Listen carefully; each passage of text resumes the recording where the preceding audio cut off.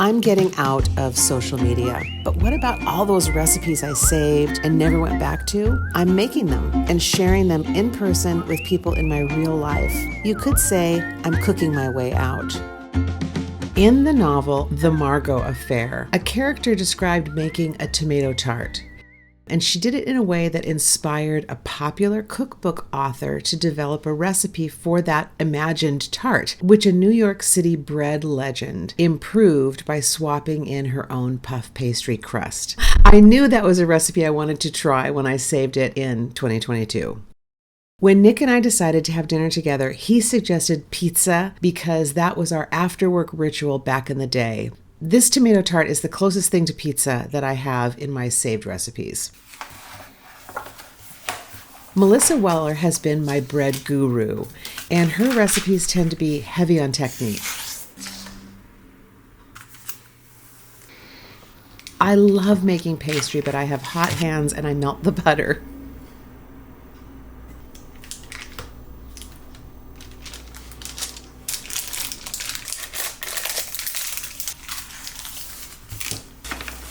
I didn't have the exact flour she called for, so I used what I had on hand. More butter.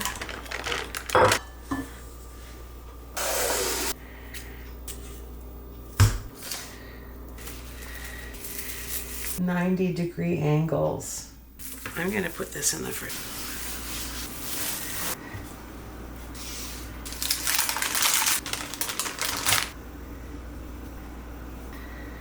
This was close quarters for rolling out dough.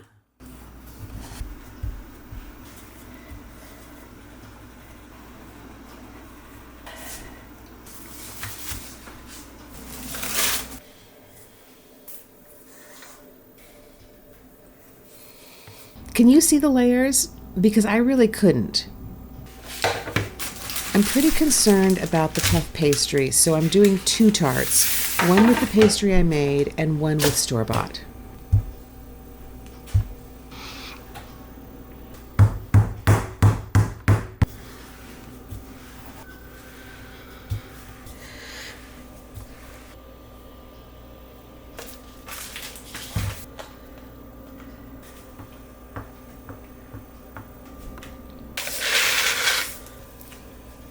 I had enough tomatoes for 1 tart. I had to get more.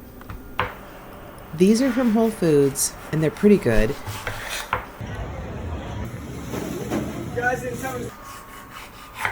These are from Pike Place Market. Look at that juice. What?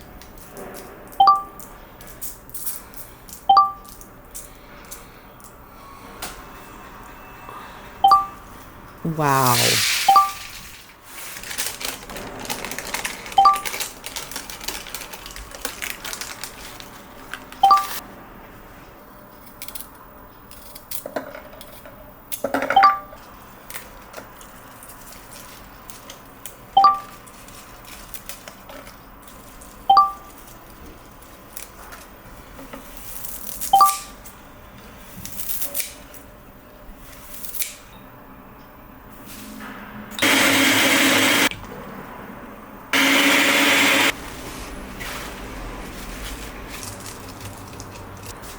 The recipe had an optional layer of Dijon mustard, and I put it on the other tart so we could try it both ways. You know, it sure looks like pizza.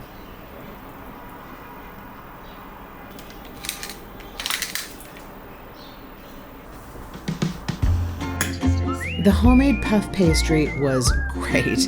It was better than the store-bought, but the flavor of the tart with the mustard was better. It added a nice zing. A storm did kick up right on schedule, and I sent some leftovers home with Alex and Nick. I know it's not pizza, but I did have a slice of it for breakfast the next morning.